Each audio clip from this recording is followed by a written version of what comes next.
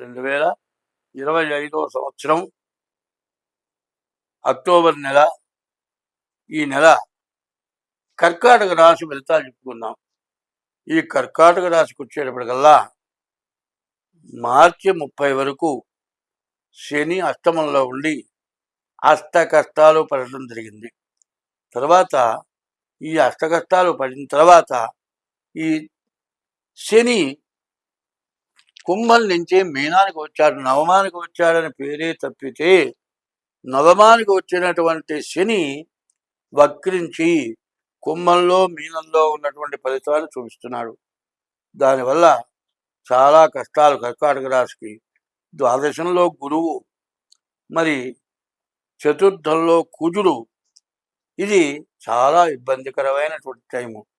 ద్వాదశాష్టమ జన్మస్థం శని అంగారకో గురు కుర్వంతి ప్రాణ సందేహం స్థాన చలనం ధనక్షయం అని ఎవరైతే ద్వాదశంలో కానీ ద్వితీయంలో కానీ జన్మంలో కానీ శని కానీ కుజుడు కానీ గురువు కానీ ఉంటే చాలా కష్టాలు వస్తాయని చెప్పింది. ఈ కర్కాటక రాశికి గురువేమో ద్వాదశంలో ఉన్నాడు, అర్ధాష్టమంలో మరి కుజుడు ఉన్నాడు. మరి అనారోగ్యాలు రావటానికి, విపరీతమైన ఖర్చు రావటానికి, నువ్వు చేసే వృత్తి మానుకొని ఇంకో చోటికి పోవటానికి, డబ్బులు విపరీతమైన ఖర్చులు కావటానికి, తినటానికి తిండి కూడా దొరకనటువంటి పరిస్థితులు, అనారోగ్యాలు, ఇంకా యాక్సిడెంట్లు కూడా జరగటానికి బాగా అవకాశం ఉంది. తర్వాత వక్రించినటువంటి శని వల్ల మరి మీనరాశిలోకి వచ్చాడనే కానీ శని ఈ కర్కాటక రాశికి అష్టమ రాశి అయిన కుంభరాశిలో ఉన్న ఫలితాన్ని చూపిస్తున్నాడు. కాబట్టి ఈ కుంభరాశి బాగున్నది, నేను బాగా ఉన్నాను, నాకేమీ సమస్య లేదు అని మాత్రం ఆలోచన చేయవద్దు. మరి కొంతమంది ఇట్లా చెబుతున్నారు కదా అంటే అది అట్లా ఉంచండి. ఎవరు ఎట్లా చెప్పారు అనేది కాదు. నేను చెప్పింది కరెక్ట్గా చెప్పానా, ఇంకోళ్ళు కరెక్ట్గా చెప్పారా, ఆ విచక్షణ మీకొద్దు. ప్రాక్టికల్ కావాలి. ప్రాక్టికల్ అంటే ఇప్పుడు నేను చెప్పాను, కర్కాటక రాశికి చాలా కష్టాలు, డబ్బు ఖర్చు, ఎవరికి నీ చొత్తు అప్పించినా తిరిగి రాదు. నీవేదన్నా సాక్ష్య సంతకాలు పెడితే, కబ్జా ఆస్తికి సాక్ష్య సంతకాలు పెడితే నువ్వు జైలుకు పోతావు. ఎవరైనా లోన్లు తీసుకునే దానికి సంతకం పెడితే నీవు ఇబ్బంది పడతావు. కాబట్టి ఈ రాశికి చాలా కష్టాలు ఉన్నాయి అని మాత్రం నాకు తెలిసినంత వరకు నేను చెబుతున్నాను. ఇది నిజంగా జరిగిందా లేదా, నీవు ఇబ్బంది పడుతున్నావా లేదా, అది ఆలోచించుకోండి. నేను చెప్పిన మాట మీదే నిలబడమని చెప్పట్లా. నలుగురు 4 రకాలుగా చెబుతూ ఉన్నారు. ముఖే ముఖే సరస్వతి అని ఒక్కొక్కరి దగ్గర ఒక్కొక్క విద్య ఉంది. ఎవరి విద్యని ఎవరు తప్పుగా చూడకూడదు. ఇంకా మీ డేట్ ఆఫ్ బర్త్ ద్వారా మీ జాతకాన్ని చూపించుకొని తర్వాత మీ జాతకాన్ని దోషాలు ఏమైనా ఉంటే అవి పోవటానికి ప్రయత్నం చేయండి. ఈ రాశి వాళ్ళు ఏం చేయాలంటే గురువుకి 16,000 జపం చేయించుకొని శనగలు దానం ఇవ్వండి. కుజుడికి మరి 7,000 జపం చేయించుకొని కందులు దానం ఇవ్వండి. ఇవే కాదండి, మీ జన్మ లగ్న రీత్యా ఏ దోషాలు ఉన్నాయో చూసుకోండి. తర్వాత ఈ దసరా 10 రోజులు కూడా చాతనీంత వరకు ఎవరికైనా అంత భోజనం పెట్టండి. అట్లా కుదరని పక్షంలో ప్రతిరోజు కూడా కనీసం 1 కిలో ప్రసాదం అయినా సరే ఆ గుళ్ళో మీ భాగంగా ఇచ్చి దేవునికి ప్రసాదం చేయించి 10 మందికి ప్రసాదం పెట్టేటట్లుగా చేయండి. ప్రసాదము అనేది దేవునికి నివేదన. దేవునికైతే ఎప్పుడైతే చూపించావో అది అమృతం అవుతుంది.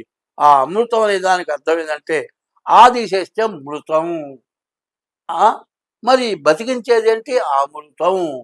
అమృతం తిన్నాడ్రా వాడు అమృతం పోసుకొని పుట్టాడ్రా, వాడు అమృతం దాగి పుట్టాడ్రా. దేవతలు అమృతం తాగారు, మనమేం తాగుతున్నాం? మృతం తాగుతున్నాం. ఆదిశేస్తే మృతం. ఈ మృతం ఏంటి? తాగరాని తాగి మనం అనారోగ్యాలు తెచ్చుకొని కిడ్నీలు పోగొట్టుకొని ప్రాణాలు తీసుకుంటున్నాం. మనం అమృతం తాగాలి అంటే దేవుడికి పూజ చేసి దేవుడికి నివేదన పెట్టినటువంటి ఆహారాన్ని తింటూ మీ డేట్ ఆఫ్ బర్త్ ద్వారా మీ జాతకాన్ని చూపించుకోండి.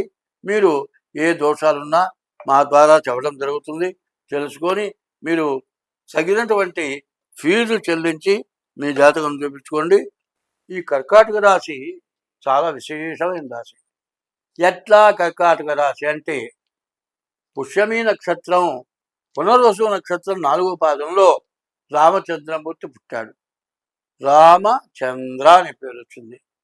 రామ అంటే రామచంద్ర అనే పేరే బాగా రామాయ, రామభద్రాయ, రామచంద్రాయ వేదసే రఘునాథాయ నాథాయ సీతాయ పతయే నమః.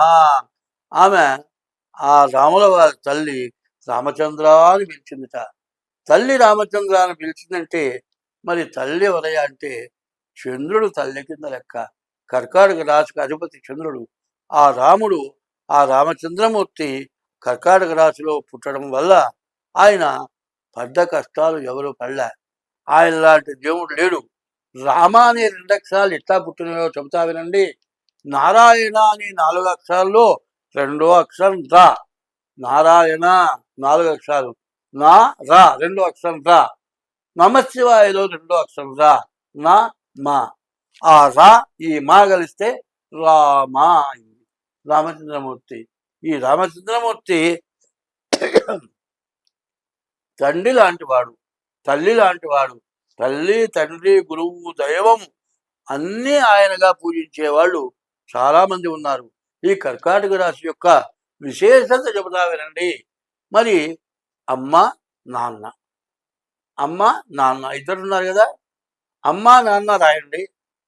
అమ్మ నాన్నలో మొదటి అక్షరం ఆ తీసుకోండి, చివరి అక్షరం నా తీసుకోండి. అమ్మ నాన్న, నా మొదటి ఆ అన్న. ఈ అన్నట్టు అయినాడు రామచంద్రమూర్తి. తండ్రి అయినాడు, తల్లి అయినాడు, గురువు అయినాడు, దైవం అయినాడు, అన్న కూడా అయినాడు. ఆ కర్కాటక రాశి అంత విశేషమైనటువంటి రాశి కాబట్టి ఈ కర్కాటక రాశిలో ఎన్ని బాధలు వచ్చినా ఎంతో పుణ్యం చేసుకొని పుట్టి ఉంటారు కాబట్టి. కానీ మీరు మీ వంశం వృద్ధి పొందాలి అంటే ముందుగా మీ జాతక రీత్యా మీ జాతకాన్ని చూపించుకోండి. అన్ని విధాలా బాగుంటుంది. స్వస్తి.